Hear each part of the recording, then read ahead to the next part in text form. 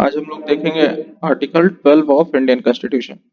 Article 12 अगर में लिखा है, in this part unless the context otherwise requires the state includes the government and parliament of India and the government and the legislature of each of the states and all local और other authorities within the territory of India और under the control of government of India.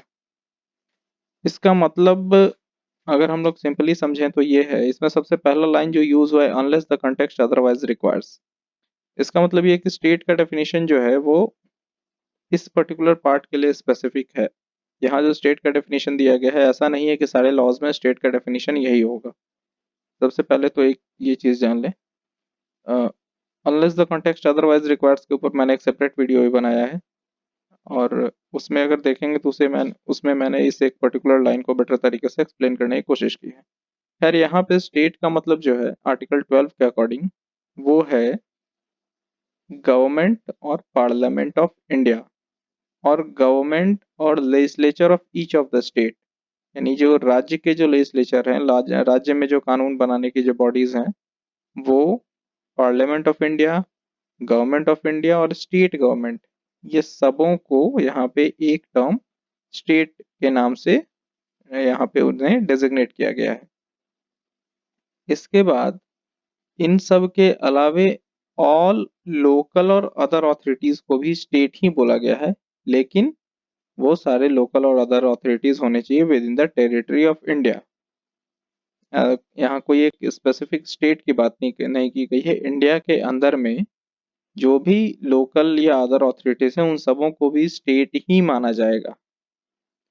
और India के अंदर है, it means कि India के सारे states के अंदर, या वैसे कोई भी ऑथोरिटीज या लोकल बॉडीज जो गवर्नमेंट ऑफ इंडिया के अंडर में है। बेसिकली यहाँ पे वैसे ऑथोरिटीज जो स्टेट गवर्नमेंट के अंदर हैं या सेंट्रल गवर्नमेंट के अंदर हैं, उन सबों को ही यहाँ पे स्टेट एक टर्म यूज किया गया है, स्टेट।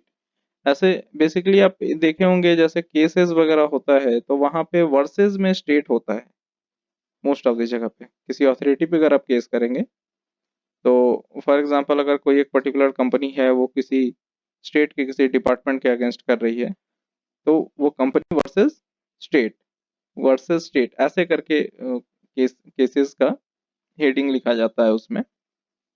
तो वो स्टेट का जो डेफिनेशन है वो समहाउ यहाँ से आप कह सकते हैं क्या है। इस आर्टिकल 12 के अकॉर्डिंग स्टेट इंक्लूड्स सेंट्रल और स्टेट गवर्नमेंट, सेंट्रल और स्टेट लेजिस्लेचर और other central and state legislatures और other central and state authorities. वैसे सारे ऑथोरिटीज जो स्टेट या सेंट्रल गवर्नमेंट के अंदर है, उन सबों को एक टर्म दिया गया है, वो स्टेट है। आर्टिकल 12 हमें इतना ही बताता है। Thank you.